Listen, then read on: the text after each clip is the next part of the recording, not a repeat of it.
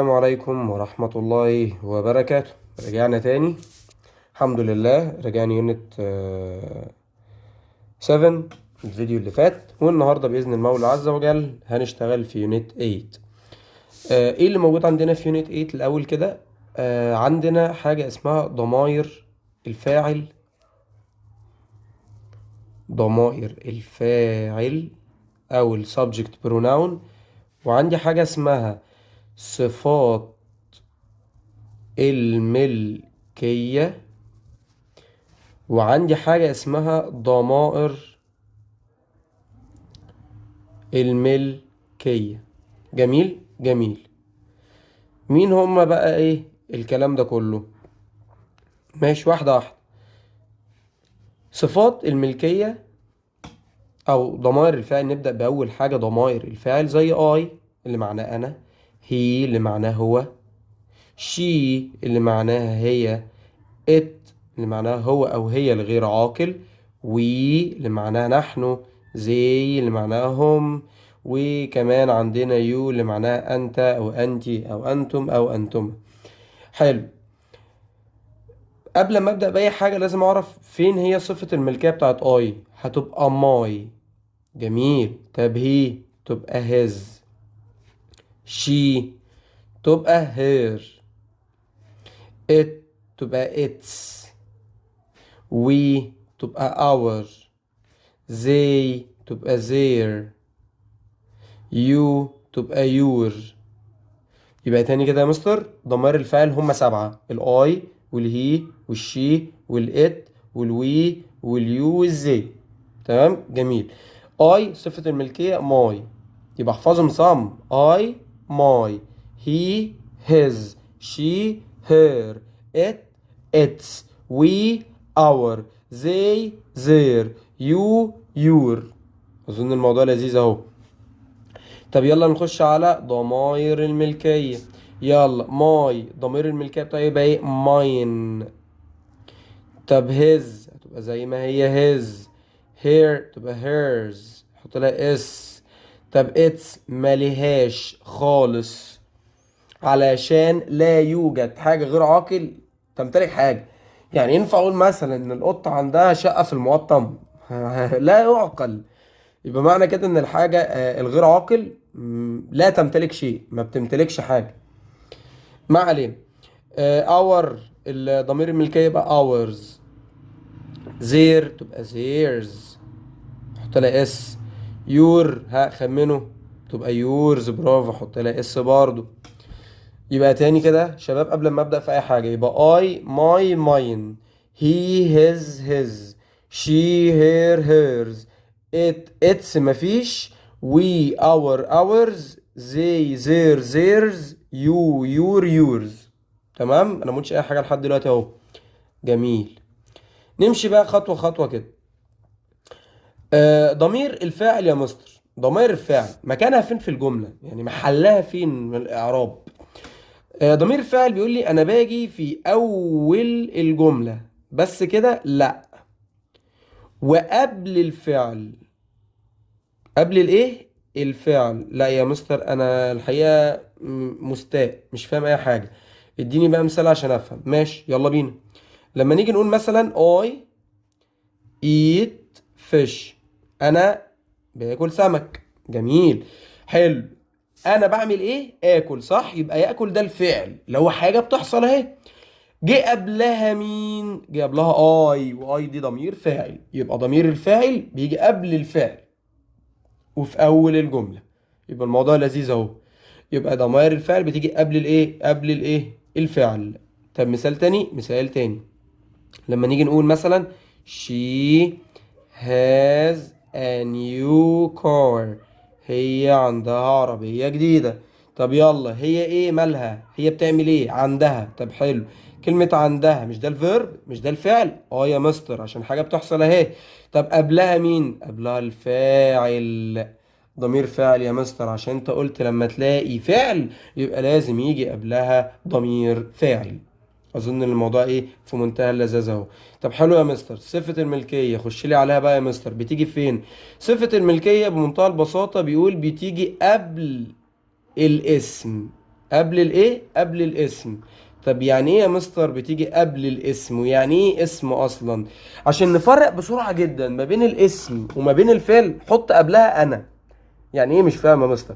يعني قول مثلا عندي كلمة كرسي، حط قبلها انا، يبقى انا كرسي. الجملة مفهومة؟ لا دي بتاعتك انت بقى، انت كرسي دي بتاعتك انت. فلا طبعا مش منطقية يا مستر، جملة مش مفهومة، فكده يبقى ده اسم. طب لو انا قلت انا بجلس على الكرسي، يبقى يجلس الجملة هنا مفهومة صح؟ اه صح. يبقى معنى كده ان يجلس دي فعل وليس اسم. يبقى علشان اقدر بسرعة افرق ما بين الاسم وما بين الفعل، احط قبلها انا. سهلة ايه. مثلا سرير، انا سرير لا مش منطقية الحقيقة، انت كسلي بقى شكلك كده. لا يبقى يبقى السرير دي ايه؟ اسم. طب انا بنام على السرير، يبقى ينام ده ايه؟ لا ينام دي فعل يا مستر، عشان الجملة لا دي كده مفهومة. طب اديني جملة يا مستر. لما نيجي نقول مثلا يعني آه this is my cat، دي بتكون قطتي. عايز اسأل سؤال. انا هنا لقيت ماي، حلو، ماي جه بعدها مين؟ كات. حط قبل كات اي انا. ينفع اقول انا قطة؟ لا. يبقى قطة دي اسم ولا فعل؟ اسم. يبقى معنى كده يا مستر ان فعلا صفة الملكية بتيجي قبل الاسم. وصلت؟ وصلت. طب مثال تاني. لما نيجي نقول مثلا it is your phone، انه يكون تليفونك. ده تليفونك يا عم، انت بتنسى ولا ايه؟ بص بص بص، اللي جه بعد يور، طبعا يور دي صفة ملكية، لو انتوا ناسيين اهو. عارفين ان كلمة يو راحت فين؟ اهي يو صفة الملكية بتاعتها مين؟ يور. ما جبتش حاجة من عندي اهو. طب يلا. جه بعدها مين يا شباب؟ جه بعدها فون، تليفون. تليفون دي اسم ولا فعل؟ لا استنى يا مستر اقول الطريقه السحريه بتاعتك. انا تليفون؟ ايه ده؟ في حاجه اسمها انا تليفون؟ انا مدمن تليفون بس مش بالدرجات دي يا مستر. لا يبقى لا دي اسم يا مستر، لا بره عني للاسف. يبقى طبعا صفه الملكيه بتيجي قبل الاسم. ماشي الحمد لله خلصنا منها اتمنى. نخش بقى على ضمائر الملكيه. دي ليفل الوحش دي يا مستر، دي اخر حاجه، والاخير ربه كريم طبعا زي ما انت قلت لي. حلو. ضمائر الملكيه، ضمائر الملكيه بمنتهى البساطه بتيجي في اخر الجمله. مستر طب يعني انت استنى كده، انا تقريبا افتكرت حاجه. طالما انت قلت لي ضمائر الملكيه بتيجي في اخر الجمله، اما المين اللي بيجي في اول الجمله؟ ده كده يبقى ضمائر الفاعل. ايوه كده، انا عايز دماغك تبقى شغاله معايا، فكر القديم والجديد مع بعض. يبقى ضمائر الفعل دايما كانت بتيجي في الاول قبل الفعل، اما الضمائر الملكيه بتيجي في اخر الجمله خالص، بره عني خالص. يعني مثلا عايز احول الجمله، وليكن عايز اكتب جمله هنا دلوقتي، ونقول مثلا ايه؟ it is my pen. ايه ده يا مستر؟ انت كده مش اديتني مثال خالص، انت كده اديتني ماي بتاعت صفة الملكية. ايوه ايوه انا عارف، صفة الملكية اللي هي بتيجي قبل الاسم اللي هو قلم. جميل جميل. انا بقى عايز احول الجملة دي من صفة ملكية لضمير ملكية. تقدر يا مستر تحولها لي؟ يا سلام، سهله وبسيطه. اول حاجه اشوف ماي ضمير الملكيه بتاعها مين. طب استنى كده اطلع بص بصه عشان انا كده لسه ما حفظتش. ماي اهي، ضمير الملكيه بتاعتها مين؟ ماين. طب ما يلا بينا. ها، وماين بتيجي في اخر الجمله. طب انا مستني ايه يا مستر؟ يبقى هقول it، او هقول سوري، ذا بن، القلم. ماله يا مستر؟ إذ بيكون. بيكون ايه؟ اكتب بقى اللي هي اللي بتيجي في الاخر، ماين، ملكي. الجملة بقى بقت ده بيكون قلمي، الجملة اتحولت بقى بقت القلم ده بيكون ملكي. طب يا مستر هل الاتنين ليهم معنى مختلف مثلا؟ يعني الاتنين بيختلفوا في المعنى؟ لا، الاتنين نفس المعنى بالظبط. يعني ايه الفرق؟ يعني ده بيكون قلمي، القلم بيكون ملكي، ما هو الاتنين نفس الفكرة. بس تحس ان ضمير الملكية بيجي يأكد اكتر على الملكية، بيأكد قوي. زي لما اجي اقول لك مثلا ايه؟ انت مثلا ايه، ربنا نعم عليا كده وفتحها عليا من وسع، الحمد لله القناه اليوتيوب انتشرت بقت جامده جدا، بقى فيها 900 مليار سبسكرايبرز. فطبعا جاي يقول لك ايه ده العربيه، وانت شايفني بالعربيه بتاعتي، فانت تيجي تقول لي ده العربيه دي بتاعتي، اجي اقول العربيه ايه بتاعتي، ماشي، او دي بتكون عربيتي. شوف اسمع تاني، العربيه دي بتاعتي ملكي. اه لا قوية قوي يا مستر، دي بتوجع قوي، تحس ان انت يا مستر يعني احنا دقيقتين بالظبط هنحقد عليك بالظبط. فهي دي نفس الفكرة. يبقى لما اجي اقول دي بتكون عربيتي، عادية يعني بنقولها كتير، ده بيكون تليفوني، يا جماعة التليفون ده بتاع مين، ده بتاعي، قشطة عادي يعني. بس لما تيجي تقولي العربية دي بتكون ملكي، اه لا دي قوية قوي يا مستر دي، انت اكنك بتأكد قوي على ملكية الشيء ده، هو ده اللي احنا عايزين نوصله بالظبط. يبقى تاني يا شباب، طبعا اهم حاجه اللي انا اكون حافظهم الصم وعارف التحويلات ما بينهم. يبقى ضمائر الفعل بتيجي اول الجمله، يعني قبل الفعل مباشره. اما صفات الملكيه بتيجي قبلها اسم على طول، يعني بتيجي قبل الاسم مباشره. وضمائر الملكيه لازم تيجي في اخر الجمله. طبعا اي ماي ماين، هي هيز هيز، شي هير هيرز، اتس مفيش، وي اور اورز، زي ذير ذيرز، يو يور يورز. موضوع ايه لذيذ اهو. طب يا مستر لو انا عايز اجي اسال عن الملكيه، ممكن ولا مش ممكن يعني، ولا ده احتكار مثلا، حقي ولا مش حقي؟ اقول لك لا يا عم حقك في ايه. يبقى للسؤال عن الملكيه، علشان اجي اسال عن ملكيه يعني عايز بالاخر كده اقول هي الحاجه دي بتاعت مين، هو القلم ده بتاع مين، هسال بكلمه يتيمه شارده اسمها هوز. اسمها ايه يا بطل؟ هوز، شبه هوز كده اللي احنا بناكلها. يبقى تاني لو انا عايز اسال عن الملكيه اقول ايه هوز، يعني لمن، يعني عايز اقول لمن الحاجه دي بتاعت مين يا شباب. زي مثلا لما اديك مثال اقول لك ايه هوز بن از ات، يعني ايه، يعني القلم ده بتاع مين يا رجاله، يخص مين القلم ده. يبقى كلمه هوز معناها لمن، بتيجي طبعا علشان اسال عن الملكيه الشيء اللي انا بسال عنيه ده. انت شايف تليفون مثلا على الديسك في المدرسه، فانت تيجي تقول ايه لمين التليفون ده يا شباب، ده طبعا مع اعتبار ان التليفون ممنوع اصطحابه في المدرسه، بس ذنبك على جنبك بقى. يبقى تاني يا شباب، يبقى ضمير الفاعل بيجي في اول الجمله، اما الصفات الملكيه قبلها اسم، ضمائر الملكيه في اخر الجمله. طب ما يلا بقى كده ايه، نخش على كتاب المعاصر. زي ما انتم شايفين اهم حاجه دلوقتي عايزين بيج 58. ليه؟ علشان في هنا شويه نوتس مهمه جدا لازم اخلي بالي منها. زي كلمه belong to برضو بتدل على الملكيه، معناها ينتمي الى. كلمه own معناها برضو يمتلك، نركز فيها برضو. possess طبعا معناها يمتلك. has او have معناها يمتلك، او لما اجيب الاسم واحط فيه apostrophe اس.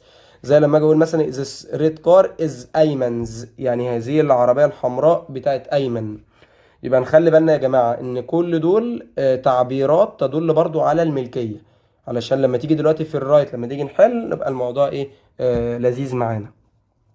ننتقل يلا بقى في البيج اللي بعديها اللي هي بيج 59. هنحل مع بعض الأسئلة اللي بتيجي في الستودنت بوك والاسسمنت بوك، كتاب التقييم وكتاب المدرسة، طبعا نركز فيها يا جماعة. ماشي نبدأ بسم الله. نمبر 1، this pencil belongs to her. طبعا احنا عرفنا اللي كلمة belongs to بتدل على الملكية، معناها ينتمي إلى. حافظينها طبعا، ده أساسي لازم تتحفظ. هذا القلم الرصاص ينتمي إليها. إليها. طبعا أنا لقيت هير ده لو انتوا لسه مفاكرين دي صفة ملكية. لا يا مستر أنا بقى عايز أحولها لإيه؟ سوري، أو ممكن دي ضمير مفعول عشان جاب بعد حرف جر. طب عايز ادخل مكانها مين؟ عايز ادخل هيرز. هيرز لا يا مستر، ده انا رايح في داهيه كده. هي هيرز دي اللي محطوط لها اس، يبقى دي ضمير ملكيه اللي بتحط في الاخر. اسم الله عليك. يلا بقى عايزين نحولها. يبقى هبدا بالشيء. فين الشيء اللي هو زيس بنسل، هذا القلم. عايز اقول ملكها، يبقى زيس بنسل ماله القلم ده، از بيكون هيرز ملكها. ايه ده الجمله خلصت خلاص كده اتعشت. خش يلا نمبر 2، ذا بلو جاكيت از احمد's.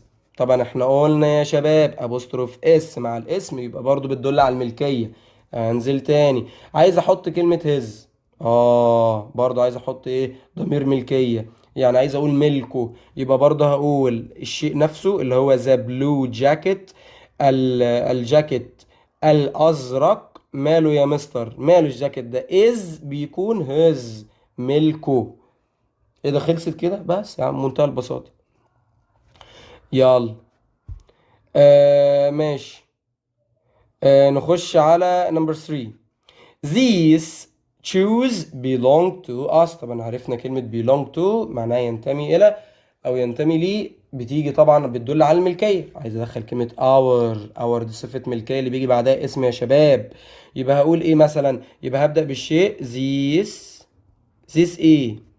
these these are مالهم؟ هذو دول بيكونوا our shoes. طبعا انا هنا جبت بعد اور شوز اللي هو الاسم، واحنا قلنا صفة الملكية لازم يجي بعدها ايه؟ اسم. يلا خش على بعض. نمبر 4. This laptop is mine. هذا اللابتوب بيكون ملكي. ايه يا عم، في انت محدث نعمة ولا ايه؟ خلاص عرفنا. طب ماشي، عايز ادخل كلمة ماي صفة ملكية يعني يجيب بعدها اسم. يبقى هقول this is، هذا يكون my laptop.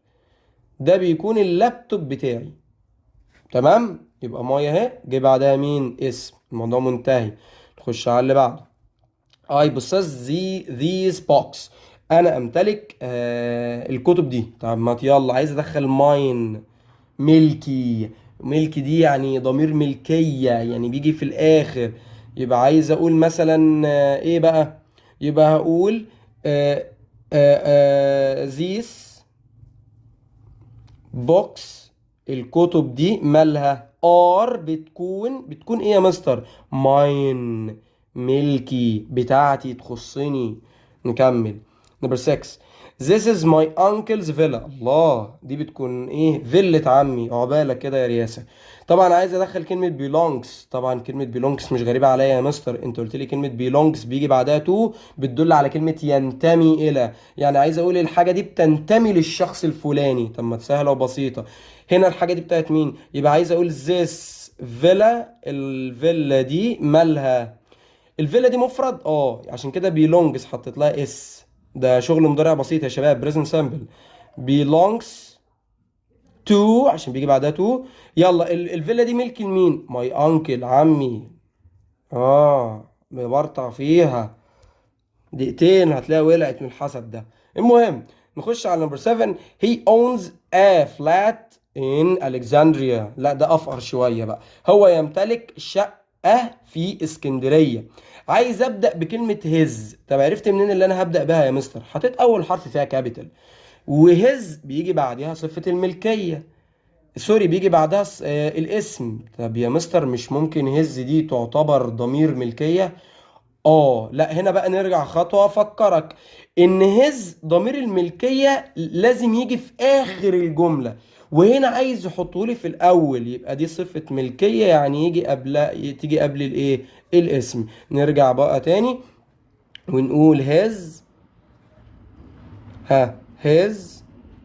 فلات. الشقة بتاعته مالها؟